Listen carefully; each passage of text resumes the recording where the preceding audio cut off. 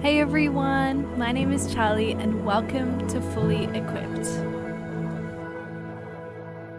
Jesus has been pointing out the hypocrisy of the Jewish religious leaders and showing that their hard-heartedness has meant that they do not recognize their Messiah when he arrives.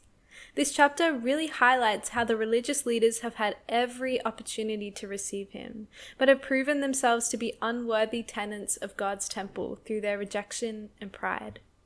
Jesus shares a parable to highlight their wickedness in rejecting him. This parable involves a man who sends servants to his vineyard to collect the fruit, but those leasing the vineyard beat and kill each servant.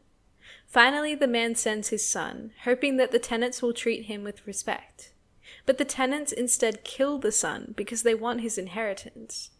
The point of this parable is to highlight that the Jewish leaders have not given good fruit to God, despite him entrusting his people to them. They've led people astray and not done their job in leading the people in righteousness. Jesus is the Son who is sent to them, and they kill him instead of honoring him. Because of this, God is going to bring judgment upon them. Jesus quotes from Psalm 118 to show that they are fulfilling the prophecy that the leaders would reject him. But the good news is that there will be a faithful people who will put their faith in Jesus and accept him. He will become their cornerstone, their foundation. Then the Pharisees and Herodians try to trap Jesus again, so that they can discredit him. The Herodians were a political party of Jews who supported Herod and Rome's authority, because they saw lots of benefits in doing so. The Pharisees and the Herodians didn't agree on much, but they were united in their dislike of Jesus. They try and trap him by asking if the Jews should pay taxes to Caesar. If Jesus says they should, then it sounds like he's not really the Messiah, who they think has come to defeat Rome. But if he says that they shouldn't pay the tax, then he's rebelling against Rome, and this means they can have him arrested. But Jesus tells them to bring him a coin with Caesar's face on it. He tells them to give to Caesar what is Caesar's, and to God what is God's. He's essentially saying that, yes, they should submit to their government and pay their taxes, but ultimately they should submit to God. The coins bear Caesar's image, but people are made in the image of God. God is their highest authority. Then the Sadducees come along, and they too are trying to test Jesus. The Sadducees were often wealthy and powerful, and they didn't believe in resurrection. They also didn't believe in any form of afterlife or anything to do with angels and demons. They were a party that accepted Rome, so they opposed Jesus because they were worried that the government wouldn't be happy about his following of people who believed he was there to overcome Rome. They ask him what happens to a woman who has been married to 7 brothers in heaven. Whose wife will she be? But Jesus shows that there's no need for marriage in heaven. He says that we'll be like angels. Note that we don't become angels, we're just like them in the sense that we won't be getting married or having kids. Jesus also shows them that their belief that there is no resurrection is false. This is kind of a confusing passage. But back in Exodus, God told Moses that he is the God of Abraham and Isaac and Jacob. This shows that those 3 men still continue on and will be raised when judgment comes, because God can't be the God of people who have ceased to exist. Then a scribe comes along, but this time we see a good response. Not all hope is lost for the religious leaders. The scribe asks what the most important commandment is, and Jesus tells him that it's to love God and to love your neighbor. The scribe responds with humility and respect. He agrees with Jesus. He understands the heart behind the law. It was never to make people follow God religiously and worship the law. God wanted his people to love him and to love his people whom he created.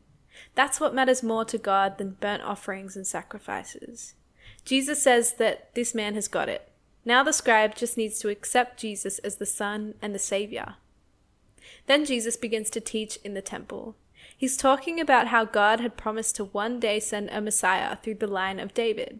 Jesus asks how the Messiah can be David's son, because David calls him Lord. Fathers didn't call their sons Lord.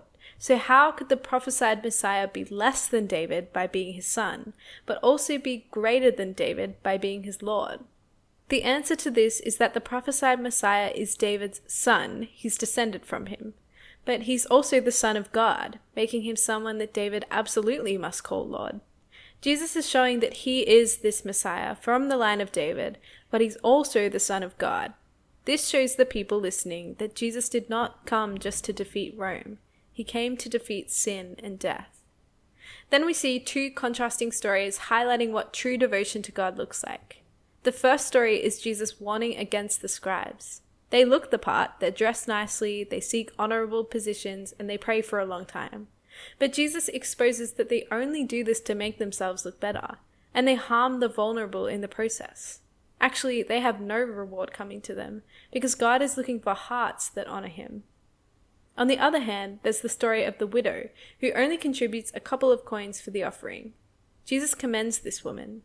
This isn't to say that Jesus doesn't want us to be generous. He's saying that God honors those who trust him. When we give all we have willingly, we show that we trust that God provides and that he's worthy of all we have. It doesn't matter how small our contribution is if it is given with a cheerful, submitted heart.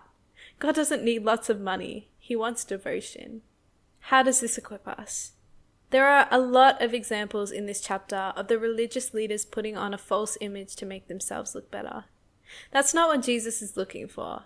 When you come to Jesus, how do you present yourself? Do you pray formally and distantly? Or do you pray your true heart? Do you share with him what's going on, the things you don't understand, the deepest desires of your heart? Or do you pray easy prayers? Do you ask for something and then tell him it's okay if he doesn't do it, so that if you don't get an answer, you haven't had to be vulnerable? God isn't looking for perfect people. He's not looking for you to be put together. He doesn't care if you worship in key or pray with fancy words. He wants you to be genuine and to trust him. Let's be people who come to Jesus as ourselves, not the best version of us, and trust that he's never going to abandon us.